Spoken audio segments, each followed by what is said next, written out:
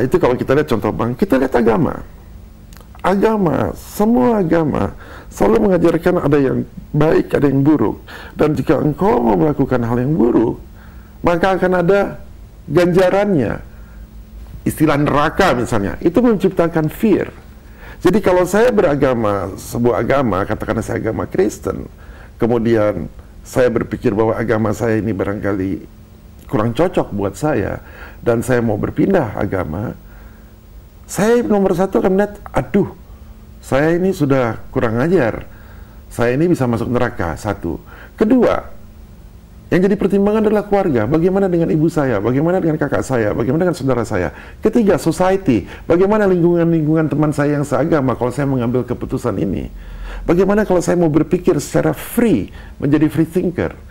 Masyarakat kita sudah dibentuk sedemikian rupa, sehingga tidak diberikan kebebasan untuk berpikir dengan bebas. Kita menyatakan pendapat saja, walaupun namanya negara demokrasi, tapi ada batas-batas rambu. Dan kalau tidak, kita akan dipunish. Itu membuat fear. Iya. Ya. Jadi aturan-aturan yang dibuat, dan Enlightenment Forum itu sebenarnya adalah satu forum yang membicarakan ide-ide besar tanpa rasa takut. Supaya kita lepas dari superstitious. Kalau ini, wah kita akan diganjar ini. Kita bisa menemukan jati diri kita sesungguhnya. Kalau Buddha mengatakan, ada satu yang bagus, dia mengatakan, jangan percaya apa yang dikatakan oleh gurumu, jangan percaya apa yang dikatakan oleh orang tuamu. Orang tua loh, dia bilang. Jangan dipercaya apa kata buku-buku. Tetapi lakukanlah penelitian sendiri. Dan apabila engkau melihat itu memberikan kemaslahatan buat orang banyak, maka lakukanlah.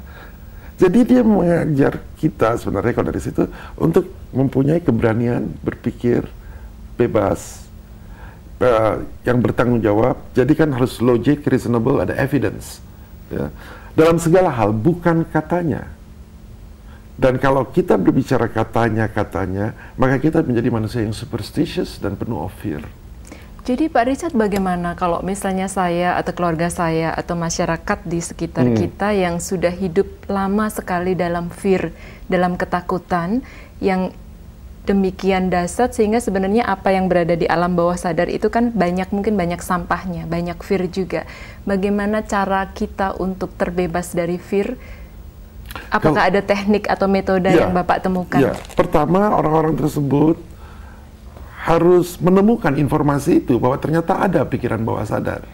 Oleh karena itu forum-forum ini menjadi penting. Forum ini sebenarnya kami buat untuk memberikan pencerahan-pencerahan seperti itu, bahwa kita sebenarnya lebih mampu dibandingkan apa yang diberitahu mengenai kemampuan kita. Kita lebih mampu untuk membuat. Kita selalu dibilang, kamu bodoh, kamu punya keterbatasan. Ternyata kalau kita mengaktifkan subconscious mind kita hanya dalam waktu 2 jam, memori kita bisa meningkat menjadi 600%.